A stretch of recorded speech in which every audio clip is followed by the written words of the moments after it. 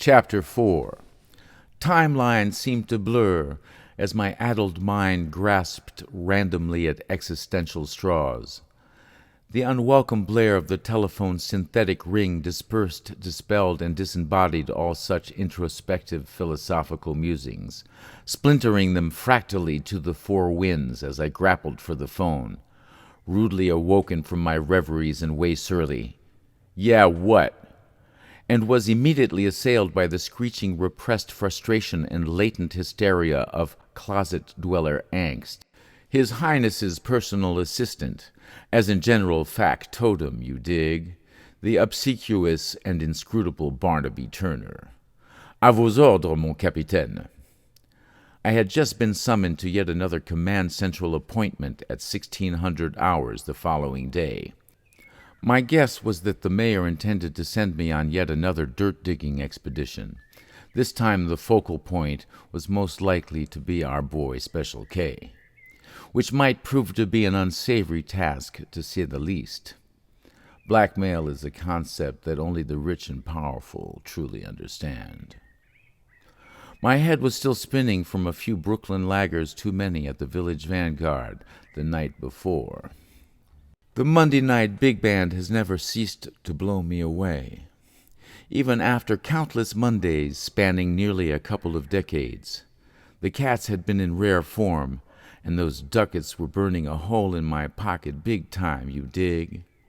Drinks for the band. The next day the goon squad arrived at 10 a.m., right on time as expected, in full regalia. Biggie and small. Rumpled suits, bad ties, bad attitudes, and bad breath. As in hellacious halitosis when they got up in your face, you dig. They worked for my bookie Manny, and they wanted their bread yesterday. They seemed a little too pleased to see me. I gotta stop playing the horses. What can I say? Add it to the list. Tea-biscuit in the third had seemed like a sure thing. I was into him for 5 large, and the vig alone was half of it. It was amazing that my tibias were still intact, considering the 38-inch Louisville slugger that had just miraculously materialized in Biggie's massive bear-sized right paw. When I handed over the do-re-mi, they seemed a little disappointed. It appeared as if they'd really been looking forward to kicking some ass. And I was more than happy to have disobliged those 2 crazy-ass backwater denizens and have 'em off my back, at least temporarily. Better luck next time, boys, I said, leering at them, unable to contain my seething contempt. They glared at me hatefully and shuffled out, back from whence they came. That night I was invited to yet another one of those parties where I didn't know anybody, and the babe knew virtually everyone. She usually passed me off as her bodyguard, which was a laugh because that body had never needed much guarding, you dig. Just read one of her books and you'll get the picture. The Adventures of Road Babe. She writes in the first person under the name of Ava Morris, and let me tell you, her bigger-than-life erotic prose would make both Henry Miller and Anais Nin blush crimson. No joke, the babe was one hot tamale. But in my opinion, one of the best things she's ever written is her account of a long weekend spent at Hunter Thompson's place a couple of years before his untimely passing, which she read to me intently while sitting cross-legged on my sofa in her skivvies one evening. I can't believe that Playboy or Rolling Stone never printed it. Anyway, if she had a snootful, it was probably a good idea to have an escort/bodyguard. I didn't mind because she was always good company, and it was fun to run interference on the throngs that wanted to bask in the babe's radiance. 5'6", 36, 24, 36. What a winning hand. Ava's soiree was actually a birthday party for some hotshot high society photographer whose name escapes me at the moment. He'd photographed such notables as John Lennon, Andy Warhol, Yoko Ono, Miles Davis, Mick Jagger, and of course Ava Morris. The list goes on and on. Everyone who was anyone was there, and almost everyone called her Ava. I, of course, knew no one at all. She predictably introduced me as her bodyguard. My role was to simply fight off the hordes if need be. As I'd expected, the soiree turned out to be straight up Dullsville, as in wall-to-wall squares, snobs, and phonies. I struck up a conversation with the DJ and a bantamweight prize fighter who dug jazz, and laid him onto a few of my CDs.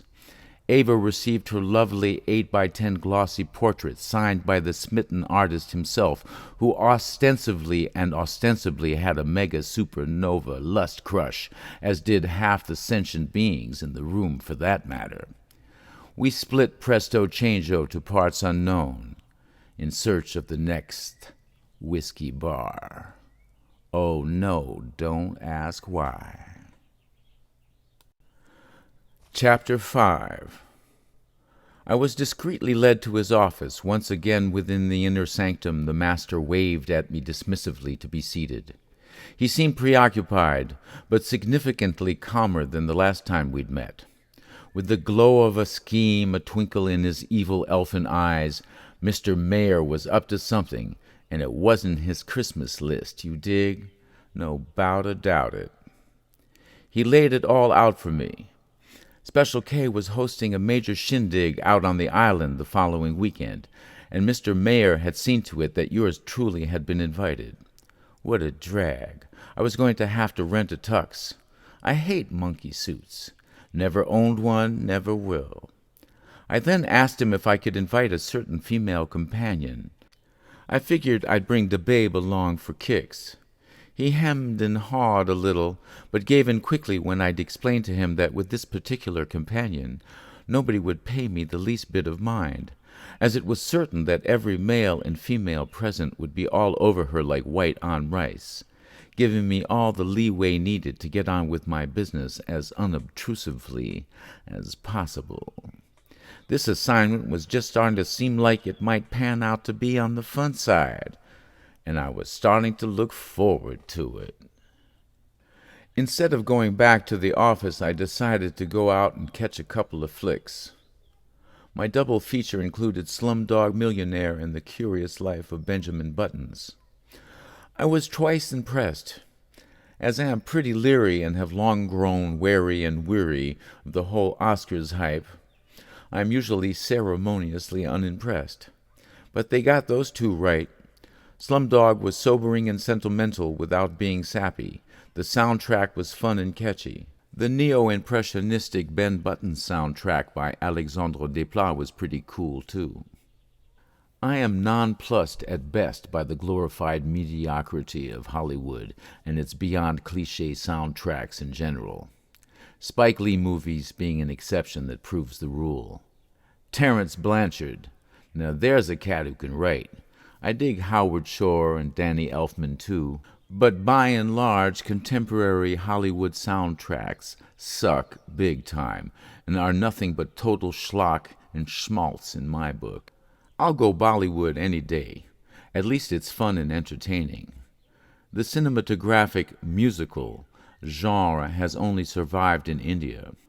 One of these days I'm going to get a break and write a great and memorable soundtrack myself. I know I could do it, but it's who you know and not what you know in the film biz. How many hard-boiled sax-playing private dicks have you heard of that have written 4 major modern symphonic works? Underneath this thick skin of mine there resides a very sensitive creative artist longing to express himself. Chapter 6. I met the babe at the Zen Palette on 8th Avenue for a non-alcoholic vegetarian meal. She digs veggie food, and I've been a veggie for well over 20 years. Probably one of the only healthy things I've got going for me, along with regular workouts and a healthy sex life. I was hoping that some miso soup would take the edge off my hangover. The ensuing conversation predominantly focused on the where-for-what-all of the ill-gotten skanky. And man, was it ever a doozy of a yarn that she spun for me. She sure knows how to express herself eloquently when she wants to, and of course, as always, with an irresistible coy southern charm.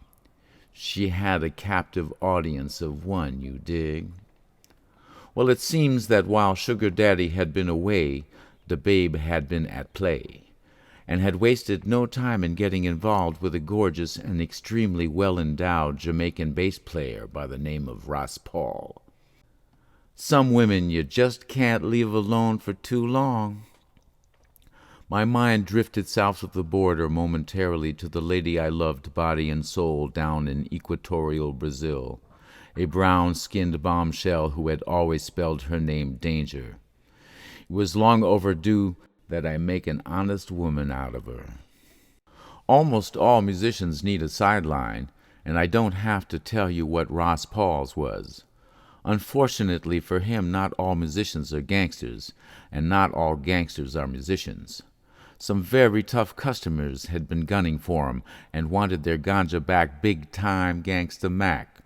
That's why he'd stashed the combustibles in the babe's basement and had tried to make a run for it. The rest is history, and so is he. Miss Morris was all shook up and way spooked by the time she'd finished her story. Changing the subject, I told her about our plans for the weekend, which cheered her up considerably. She said she had just the right gown for the occasion. I had a buddy in law enforcement down in Memphis who owed me a few favors, and had already proved to be quite helpful. For instance, I had quickly ascertained that our former dirt track daredevil Earl had done a 2-year stint at the state pen for aggravated assault and another 3 out of 5 for grand larceny. I also had an address for his last known place of residence and some mugshots. He was technically still on parole and hadn't been in contact with his parole officer as of late. Sloan was a naughty boy, not the kind you bring home to Mama, that's for damn sure. Never judge a book by its cover, but you can make some pretty damn good deductions about a man by reading his jacket. Unfortunately, the babe hadn't had the chance to do so. If all went according to plan, a day or so after we got back from the Strong Island shindig, we would be heading down to Memphis in one of her many supercharged roadsters. Girlfriend knows how to cruise in style and maintain those engines, you dig? Road trip with the babe on the horizon. Dig it, Daddy-o. Chapter 7. Mr. Mayer had hired a stretch limo to ferry us to Strong Island, and we sailed merrily along, sipping primo champansky and smoking righteous bud. We made quite a team, no doubt it. When we arrived fashionably late, the joint was already jumping. And what a joint it was, more like a friggin' castle. The lifestyle of the rich and shameless was on display in a big way, with scarcely a spot left to park a Beamer, Bentley, or Lamborghini. A Corinthian colonnade entrance, replete with obsequious imported butlers and tacky Roman sculpture, greeted us. Most Americans tend to mix their Greek and their Roman because they don't really know the difference. Too much Hollywood history and too little interest. As we made our entrance, more than a few heads turned and a lot more jaws dropped. We made a striking couple. The babe was stunning and loving it. Her sheer black sequined gown shimmered provocatively in the light, and her décolleté, very osé, was disturbingly gorgeous and irresistibly alluring. This was all punctuated by a head of rambunctious, rebellious blonde hair, and tastefully accompanied by subtle but dramatic cosmetics. I'm a tall, dark, and ruggedly handsome cat, with an athletic build and a well-cultivated air of mystery.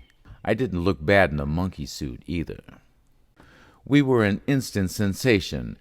Ava was immediately surrounded by a bevy of good-looking 30-something tennis-playing former Ivy Leaguers and a few vaguely bisexual anorexics. The babe was holding court and already commanding attention. I begged my leave, bade them farewell, and wandered off in search of Sweet Pea and the prodigal son. Champagne, anyone? The music, for the most part, was an excruciating mixture of generic 80s and 90s pop rock, with only the occasional reprieve of a lone Prince or Sade tune. I suffered in silence, longing to hear Parliament, Palmieri, Burning Spear, Stevie Wonder, Bird, Train, Miles, Fella, anything and everything but this artificially flavored tripe. To each his own, as my moms used to say. There he was, standing leeward of the open pane-glass doors that led to the garden, arrogantly rebuffing the dress code and decorum by wearing a designer summer suit and open-collared shirt. I envied him that. Sweet Pea was nowhere to be seen. He was conversing in decent Spanish with a couple of dapper-looking Latino gentlemen. My guess was Colombian, and that they weren't gentlemen. Two wafy, chic Eastern Euro babes loitered in close orbit, surveying the immediate periphery, looking hot to trot and bored out of their skulls. So our boy was supplying the party with pixie dust and pimpin' Eastern Euro poon on the side. Well done, Junior, well done. No gawkin', no dawdlin', just nonchalantly strolled on by in a smooth sweep before the Colombian's neck hairs began to bristle. Bob Marley came across the airwaves. Salvation. A brief reprieve from all that ancient and contrived musical drivel. The DJ had just escaped near certain assassination by yours truly. I cool strutted on out of there on the crest of a groove in search of the lost princess. First to the moonlit gardens. Honeysuckle and freshly mown grass imbued the air. Stars invisible in the apple brazenly freckled the sky. Breathing in deeply and refocusing my eyes, I realized that our bad girl was nowhere to be seen. Oh, where can you be? Getting a little hungry and wanting to check on the babe, it was time to head back toward the party nexus. She had already predictably culled the alpha male from the pack, was now hovering smugly in close proximity, very visibly at her every beck and call. That's my girl. Nick, I'd like you to meet Jake, she said to me with a gleam in her eye. Nice to meet you, I said, giving him my tough guy grip and looking him square in the eye. He squirmed almost imperceptibly. We exchanged a few banalities and proceeded to tactfully ignore one another. I mentioned that the food was ample. We made our way toward the lavish banquet tables. Countless hors d'oeuvres, lobster, canard à l'orange, French pâtés, cheeses, and pastries, you name it, and of course an assortment of the finest wines in all hues. Quite a spread. We proceeded to stuff ourselves royally. Nothing like free food for the hungry soul. Jake then invited us upstairs to sample the trample, so we left the rest of our entourage in the lurch and headed for the stairways that swept into the grand hall and led to the exclusive upper regions and the game rooms. We entered a room where about a dozen people were talking simultaneously in an overly animated and more than slightly agitated fashion. There were a few ounces of coke in an elegant crystal bowl, surrounded by little 18-karat gold spoons on a table at the center of the room. We made a beeline. The days of wine and roses, spoons and noses had been a thing of the past for me for quite some time, and this was most def neither the time nor the place for me to break my fast. I was working, you dig, but Ava eagerly accepted the offering. A moment later, my peripheral vision registered the ethereal presence of Princess Sweet Pea, who was engaged in an intimate tete-a-tete with a superfine Asian chick. I casually inquired as to her identity. Ooh la la, our little aristo-vixen was just about ready to make a pass, and the current Miss Philippines didn't look as if she minded a bit. Once Ava and Jake had tanked up on Zing, they announced that they were going to take a walk, it being understood, of course, that I wasn't invited. Have fun, you lovebirds, I cooed. Jake winced noticeably. I hate people who don't have a sense of humor. It was the perfect moment to go into observation mode, scanning the room for someone with whom I might feign conversation. From across the room I spotted a potential candidate, a tall, thin, middle-aged, bookish-looking black man with designer horn-rimmed glasses. Thinking what a drag to be so obviously token and bright enough to know it, I engaged him in a casual sports-oriented conversation in which he obviously had little or no interest. Once I had ascertained that he taught English literature and African studies at a well-known New England university, we switched to contemporary literature, while I casually eavesdropped on Sweet Pea and her prey. And he, in turn, periodically gazed wistfully at the two bodacious Balkan babes who had recently reappeared in the rec room. His name was Reginald, and he didn't like to be called Reggie.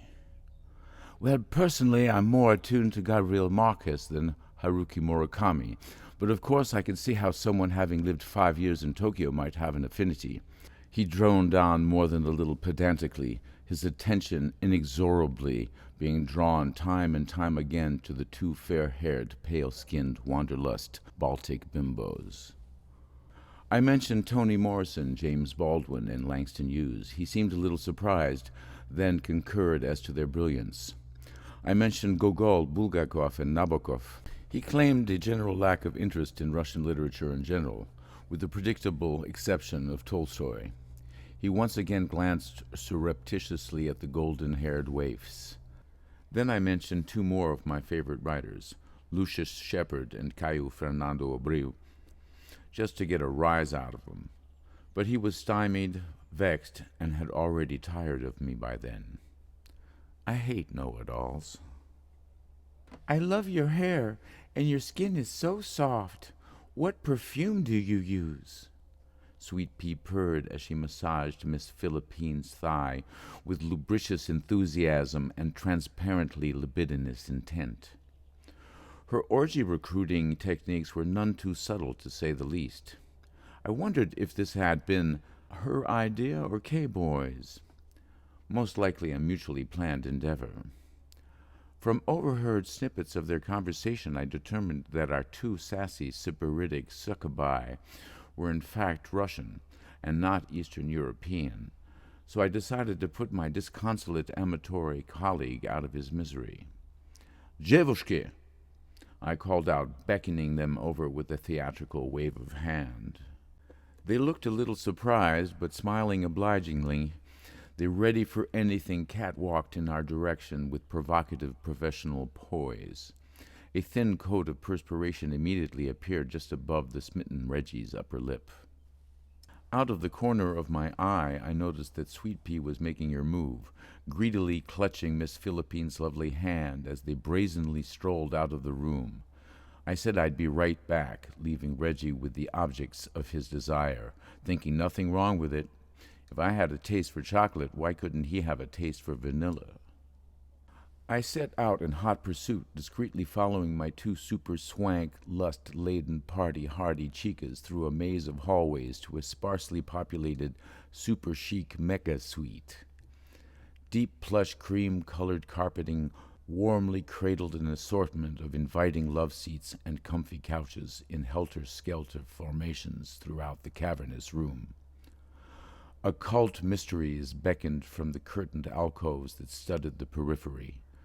Black velvet walls sinfully whispered salacious profanities in hushed and heated breaths that only the soul could hear. Lamps turned down low, devil-may-care in the air as the walls magically emanated the exquisitely rendered sighs and cries of the Quincy Jones Orchestra, sweetly and soulfully blowing quintessence, synchronized savvy swing, revin', rufflin', and ripplin' your soul sensuously on the down low. Before me lay a pruriently lewd, lecherous, lascivious, libidinous, voyeuristic sea of concupiscent lust. There was a well-stocked bar at one end of the main room, yet another copiously served and strategically placed crystal bowl of high-grade yayo beckoned insidiously from the other. The nose candy seemed to be diminishing at an impressive rate due to the fervor and highly focused dedication of a handful of serious enthusiasts. There were also bowls containing a plethora of multicolored pills and capsules. A virtual cornucopia of mind and body-altering substances had been left at our disposal for entertainment and recreational purposes. I lit a well-rolled complimentary blunt and gave the scene a quick, trained, professional perusal. Sweet Pea was already sticking her tongue down the compliant Miss Philippine's throat while adeptly exploring the nether regions of her gossamer gown with her right hand by the time I'd placed several minicams strategically around the room. Special K strode in imperiously, overblown self-importance oozing irreverently from every pore, scanning the room with rapacious cunning and bottomless bestial hunger, his soon-to-be green gills flapping with unrepentant regularity. He gave me a disturbingly ribald wink, potently laced with the nascent borderline psychotic dementia that was creeping into the corners of his keen, cruel eyes. The rabbit aura of his shamelessly evil-scheming libertine soul glowed and gloated arrogantly, permeating all he surveyed. I cool breeze bummed a cigarette, deftly slipping a button-sized, self-adhesive recording device into his pocket en passant, as he peremptorily turned to walk away with the well-honed and perversely calculated rudeness of the super-rich. As if dismissing a despised subhuman flunky or sycophant, no longer worthy of his divine company. He then promptly proceeded to get serviced by an eager and buxom blonde, who had just then dropped to her knees in submission before him. I had to give it up. The motherfucker was hung like a horse. Well, at least he had something going for him besides money. I sat down and watched the girls get busy. They were already down to their undergarments and oblivious to the general carnal euphoria surrounding them. Just as I was wondering where the babe was, thinking this scene might be right up her alley, she ambled in with a dreamy glow and a docile Jake in tow. Within minutes she was going down on an ebony goddess who could have been Naomi Campbell's little sister, as Jake applied rotation to her sugar plum from a posterior position. Reggie then made his entrance, sandwiched between our two enticing snow nymphs. I couldn't help but think that this would most def beat boinking corn-fed co-eds on the sly, and hoped that my man was ready to triptych the light fantastic with some seasoned professionals. All this action was starting to get me more than a little stimulated. It was time to join the fun. I caught the eye of a very attractive, sultry, olive-skinned Mediterranean beauty who as of yet had not found a suitable partner. She walked over slowly to where I was seated, with a determined gait and the shadow of a smile. No conversation was necessary. She straddled me, releasing her ample bosom, to which I immediately paid homage. She reached down to unbuckle me and release the beast, and proceeded to ride me like the Wild West for well over a half an hour. We came simultaneously, huffin' and a-puffin', with perspiration beading on our brows. Shortly thereafter she unceremoniously disengaged, kissed me adieu, and walked away into the sunset. Wham, bam, thank you, ma'am. Special K had already split, and the babe was back at the blow table, holding court in the buff, tweaking big time, devil may care, a glass of champagne in one hand and a small gold spoon in the other. Jake was nowhere to be seen, and I needed a shower.